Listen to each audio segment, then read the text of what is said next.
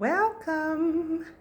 So today we are doing what seems like a deviation, but it's actually still in the chronology of, David's story. We're sharing lessons learned from some of the Psalms that David wrote while he was going through a hard time with Saul. So we'll start with Psalm 7. And Psalm 7 is an innocent plea for protection against false accusations. One thing I found out about the Psalms, that I feel like there's always Psalms for everything. Psalms are just such amazing prayers or prayer starters, or even praise, or pray, songs of praise or words of praise to God.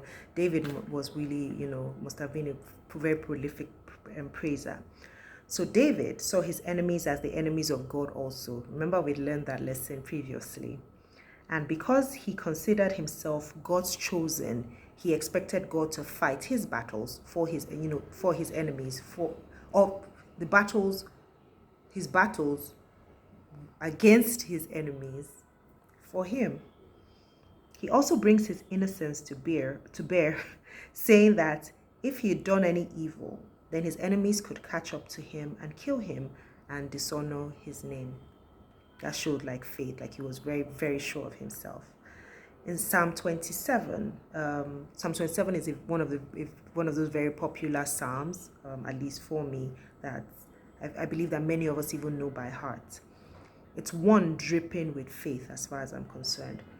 David regarded God as his light and his salvation and his stronghold or his strength.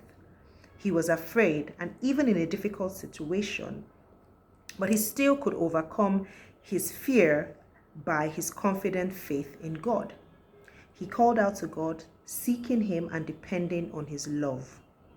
We can learn from David here that praise and worship can take our minds off of our fear. It doesn't necessarily cure it, but when you focus on God, your fear becomes very irrelevant.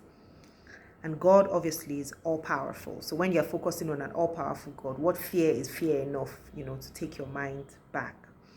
Also, he reminds us to wait for the Lord and be strong in verse 14. Though God's answer may not come when we want, we must learn to wait for him, believing and trusting that he has our best interest at heart. That's a very profound lesson from Psalm 27. And then in Psalm 31, David clearly made God the overseer of his life. This psalm demonstrates faith and commitment to him. In this one, he kept referring to God as his refuge. And his cry for deliverance is based on God's faithfulness. Did you notice in this psalm that verse 5 echoed one of the last words that Jesus said on the cross of Calvary? In Luke 23:46, when it says, "Into your hands I commend my spirit," and I found this very interesting and instructional. That whenever we feel like we can't go on, just commit yourself to God. God is always the answer. In Psalm 34, this was a psalm that David wrote when he pretended to be insane before Achish. In some versions it says Abimelech, but then I understand that Abimelech is like a title, so it means like Pharaoh of the time, but we know that this is definitely Achish. In 1 Samuel 21:10-15, we read about that.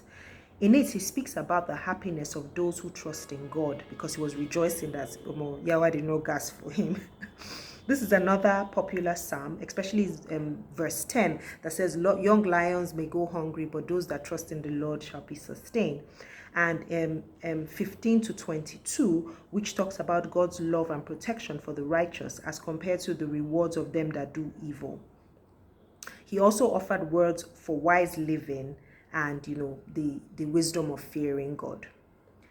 Psalm 52 is a psalm of David when Doeg the Edomite had snitched on him and told Saul when he went to the house of Ahimelech at Nob. He essentially called out the foolishness of the Edomites for snitching and all that he did with evil intentions, and also Saul too, because he just kept talking about how a foolish person may not necessarily lack intelligence, but actually spiritual discernment. And I felt like that was a sob at Saul.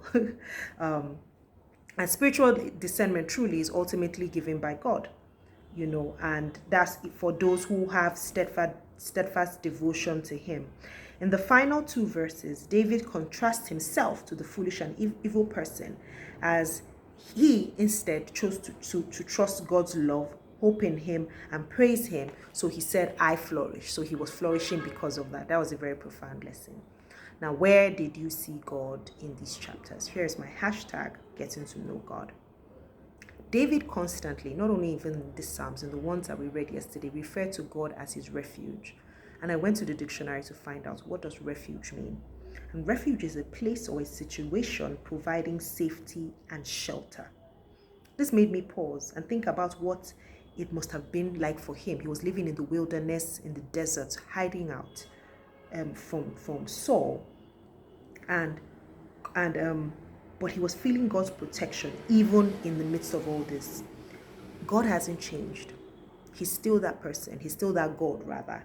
And he's still that place of shelter, of safety, and of protection for all who would willingly come to him. Would you make God your refuge? Food for thought.